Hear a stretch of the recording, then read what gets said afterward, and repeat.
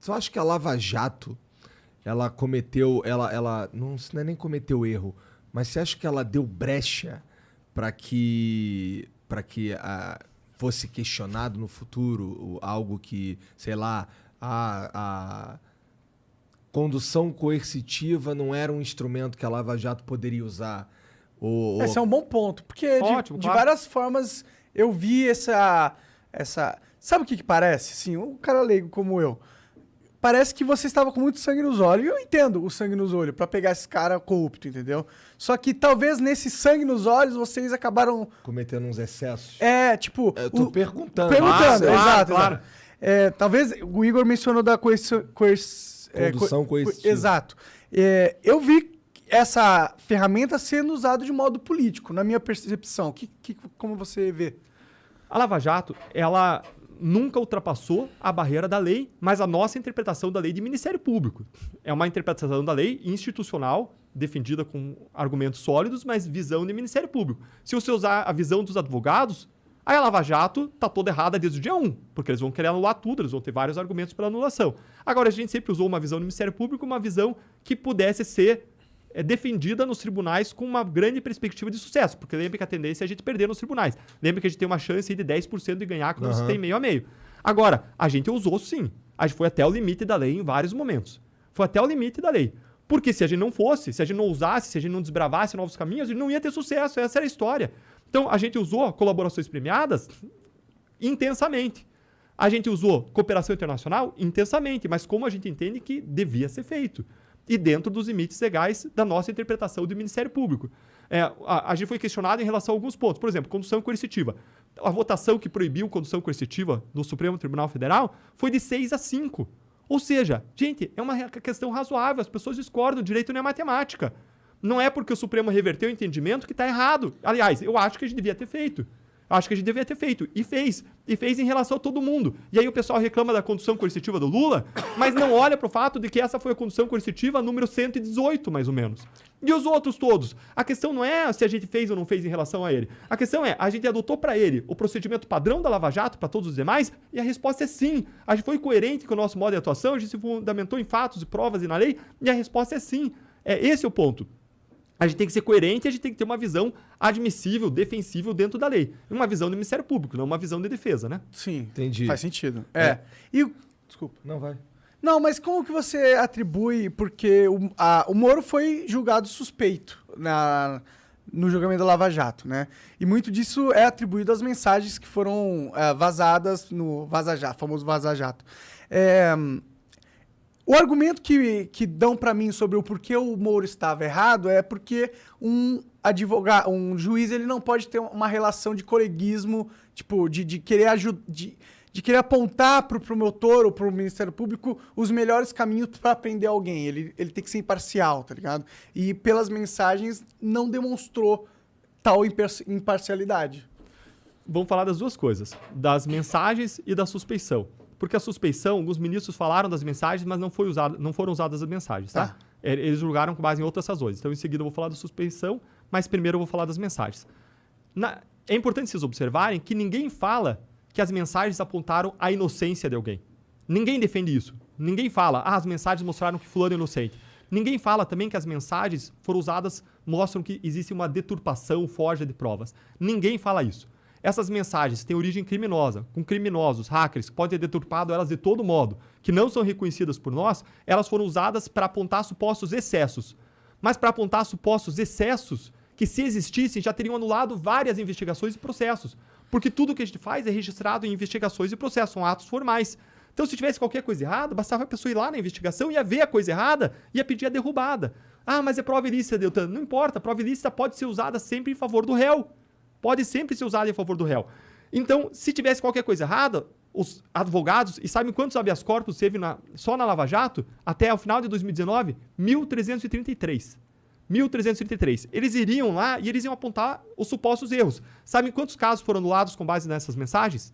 0. Nenhum caso. Nenhum caso. Mas Isso mais de 2 anos depois. O que existia? Existiam, sim, discussões. Discussões sobre pode ou não pode condução coercitiva. E visões diferentes, porque direito admite argumentação. Mas essa questão do juiz coordenar junto com o Ministério Público para tentar prender alguém não é esquisito? Monark, qual é o limite, na nossa perspectiva, do Ministério Público? Qual é o limite? Lá, acho que todo mundo faz isso. Qual é o limite? Não sei. Vou te explicar. Qual que é o limite? O limite são conversas que buscam verdade e justiça. Esse limite a gente jamais pode ultrapassar. Claro. Agora, o juiz, num caso como a Lava Jato, ele atua não só no processo julgando, ele atua na investigação. E na investigação não atua advogado. Então, se eu quero ser um bom promotor, se eu quero ser um bom procurador, não basta eu peticionar, eu tenho que ir lá explicar o caso para o juiz. Eu tenho que buscar convencer o juiz. Uma coisa é quando você tem um caso lá na vara tramitando. Outra coisa é, como na Lava Jato, quando você tem mais de 1000 procedimentos com o juiz. Quando você tem um caso, você vai lá e despacha pessoalmente. Quando você tem 1000 casos tramitando com o cara, você liga, você manda mensagem, você conversa com ele, você expõe os casos e você defende o teu lado, você defende a tua perspectiva, a tua visão. E o juiz, ele pode várias vezes decidir de ofício certas coisas. A nossa lei permite isso. Tem regras expressas do Código de Processo Penal que permitem que o juiz tome certas decisões de ofício. E ele pode decidir no lado A ou decidir no lado B. De ofício significa o quê? Desculpa, de ofício significa que ele pode, por iniciativa própria, tomar certas decisões, inclusive em matéria de investigação. Tá. Então, ele pode, de ofício, fazer isso. Ele pode, por iniciativa própria, fazer. Ainda que eu não peça, porque o juiz ali na fase de investigação, o compromisso dele são com os valores da justiça e são com a verdade. E aí você diz, mas isso não significa que teve um conluio, se o cara age para buscar a verdade ou age em favor de valores de justiça? Não. Basta ver que o juiz indeferiu centenas de pedidos nossos do Ministério Público. Basta ver que ele absolveu mais de 20% das pessoas que a gente acusou. Mais de 60 pessoas que a gente acusou foram absolvidas. De 45 sentenças, sabe quantas que a gente recorreu? 44. Que conluio que é esse? Que conluio que é esse que o cara absolve mais de 20%, que a gente recorre de 44, de 45 sentenças e mais? A maior garantia da independência e da atuação imparcial do juiz é a fundamentação de cada decisão em fatos, provas e na lei, e ele usar uma interpretação uniforme da lei nos diferentes casos em que ele atua. E isso aconteceu na Lava Jato? Sim, ninguém nunca apontou incoerência. Agora vamos para o caso da suspeição. O que alegaram no caso da suspeição? Invocaram algumas decisões para dizer que o juiz era suspeito. Que decisões? A condução coercitiva do Lula. Mas espera aí, gente. A condução coercitiva aconteceu não para o caso do Lula, aconteceu para 117 antes. Foi uniforme, então não é o caso do Lula, é todos, então. Talvez eles pudessem argumentar que, pelo status do Lula ser um cara famoso, ex-presidente, não sei o quê, ele tinha... Um espetáculo midiático. Ele tipo... É um outro peso. Eu concordo, na verdade eu concordo com esse argumento. Você tomar uma decisão de fazer um movimento coercitivo do Lula, ok que você fez tudo, mas com o Lula tem um peso político. Isso existe. Eu entendo. Qualquer um tem um peso político. E se você não faz, também tem um peso político, porque você não fez. Mas você acha que, por exemplo, a gente tem que seguir o padrão, a gente tem que ser coerente. Nos Estados Unidos, os caras iam fazer um negócio coercitivo com o ex-presidente assim? Eu não acho que eles fariam, tá ligado? Os Estados Unidos, eles são mais firmes do que nós. Sim. Eu não sei se lá tem condução coercitiva, mas eles são mais firmes do que nós. Eles vão e fazem o que precisa ser feito de modo muito incisivo e muito firme. Sim. Agora, a questão é, você quer que eu trate as pessoas com 2 pesos e 2 medidas? A gente quer criar uma caça de aristocratas e pessoas que estão acima da lei? Não. Esse cara é muito importante pra gente fazer a condução coercitiva. A nossa posição foi uniforme. Fez para 1, fez para 2, entendeu? Eu entendo. Fez para 3. Mas essa foi a nossa posição. Aqui argumente que não era necessário, entendeu? Tipo, que ele não iria sumir do planeta, mas Lula, tá ligado? Mas a condução coercitiva não é para você prender a pessoa para ela não fugir. A condução coercitiva é para você levar as pessoas para ela prestar esclarecimentos naquele momento das buscas e pressões, para evitar que ela ajuste versões, para evitar que naquele momento ela faça algum ato que turbe provas. Então, ela tinha uma razão específica, a gente aplicou isso em relação a todo mundo que era investigado e em relação ao qual existiam provas mais consistentes. E era uma medida menos grave do que a prisão. Se você quer que a pessoa não turbe provas, você pode pedir uma prisão temporária. Uhum. Mas se você pede uma condução coercitiva, ela é menos gravosa e ela atinge objetivos semelhantes. E vocês fizeram no aeroporto e tal. Cara, isso eu ia falar. Foi feito no aeroporto por quê? Para ser mais discreto, para não levar o cara para a delegacia. Para levar para um lugar mais protegido, um lugar mais discreto. Como é que isso foi parar na mídia? Porque eu acho que foi isso que fudeu, né? Eles vazaram, porra. Acho que o Lula não ia vazar para os jornalistas. Existe um interesse partidário. Tu avisa antes, vou te levar tal dia. É assim que funciona? Não, você chega lá para fazer a busca e apreensão e você convida a pessoa para ir. Se a pessoa não vai, você conduz coercitivamente. Nesses casos, em geral, as pessoas decidem ir. Nesse caso, inclusive, eu acho que a pessoa decidiu ir. Acho que o ex-presidente decidiu ir, concordou em ir. Ah, então sim, ele não porque foi... politicamente pra ele era vantajoso. Porque ele ganhou politicamente, sendo... Tipo, eu entendo que era a decisão certa, se você tá sendo pragmático e tal, mas pra Lava Jato, eu acho que se vocês tivessem feito diferente, talvez vocês tivessem... Monarca, é mas custoso, também, claro que é a gente tá no custoso. IC ali também, Tem né? gente que vem e me fala assim, o erro de vocês foi ter ido além do PT. Vocês Não, acham que o eu erro... tô falando Claro que não. não, a gente tem que fazer em relação a todo mundo. Sim. Veja o PSDB, tem gente que fala, protegeram o PSDB, protegeu nada. Lá no Paraná, a gente pegou o ex-governador do PSDB. Lava Jato São Paulo pegou um ex-presidenciável, José Serra, né, investigou e acusou ele. A investigação relacionada de Brasília pegou o ex-presidenciável Aécio Neves. E por que Curitiba não foi além e pegou outros casos do PSDB? Porque o Supremo restringiu a Lava Jato em Curitiba à Petrobras. E Petrobras, as indicações foram feitas por PP, PT e PMDB. Por isso que ela se concentrou mais nisso. Entendi. Mas a Lava Jato em Curitiba tinha jurisdição também sobre o território do Paraná, então pegou um ex-governador do PSDB. E há várias empreiteiras que colaboraram, apontaram várias pessoas do PSDB. Agora, essas investigações foram espalhadas pelo Supremo para o país. E aí o pessoal fica olhando se a gente fez ou não condução coercitiva, em vez de reclamar de todos os outros lugares que não aconteceu em nada. Ah, que não claro. deu em nada. Sim. O Supremo que não deu em nada até agora. Tem 2 réus condenados e um morreu. Sim. Então, você tem todos os outros estados que receberam investigações da Lava Jato e não deu certo por quê? Má vontade? Não, porque o ambiente é árido. Você planta a semente e ela é seca, ela morre com o sol, não tem chuva, não tem água. O ambiente é árido para desenvolvimento de investigações anticorrupção. A Lava Jato é uma árvore frondosa no deserto, que conseguiu criar um clima para se desenvolver, mas isso é exceção, não é a regra. Com certeza. Eu acho que a Lava Jato pode ter tido vários problemas, mas o maior problema foi ela ter acabado. Eu concordo. Esse foi o maior problema. Concordo. Ela tem que ser uma política de Estado, casos como a Lava Jato. Sim. E aí, como é que foi decidida a suspeição do Moro? Com base na condução coercitiva, com base no fato de que foi divulgado aquele áudio entre ele e a ex-presidente Dilma. Agora, de novo, foi o padrão da Lava Jato? Você pode até questionar nosso padrão. Mas o padrão da Lava Jato era, uma vez encerradas as medidas que precisavam ficar em sigilo, você cumpriu a busca e apreensão, você dá publicidade para aquilo. Até para você submeter o escrutínio. Não teve caso mais público do que a Lava Jato. Veja agora, Gilmar Mendes suspendeu o caso envolvendo Arthur Lira, ação de improbidade. Está sob sigilo. Gente, qual que é a razão para estar sob sigilo? Não é coisa da vida privada. É investigação de desvio de dinheiro, de corrupção, o que for, é improbidade administrativa. Isso tem que ser público. Eu quero saber. Eu quero poder debater publicamente. Deve ou não deve ficar em sigilo?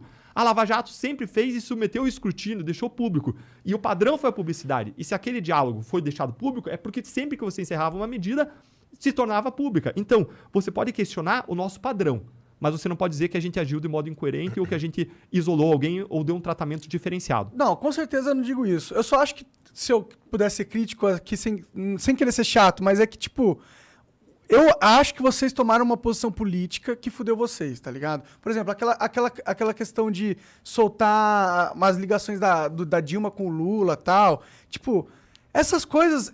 Parecia que vocês estavam querendo jogar junto com a mídia, de certa forma, entendeu? Para ganhar o público para vocês, porque se sentiam ameaçados, porque vocês estavam investigando pessoas importantes e muito poderosas, entendeu? Só que eu acho que para os seus inimigos, você deu munição para eles falarem e apontar, ó, esse cara ele não tá sendo imparcial, ele tá fazendo um julgamento político, ele tá julgando antes de ter o julgamento, tá ligado?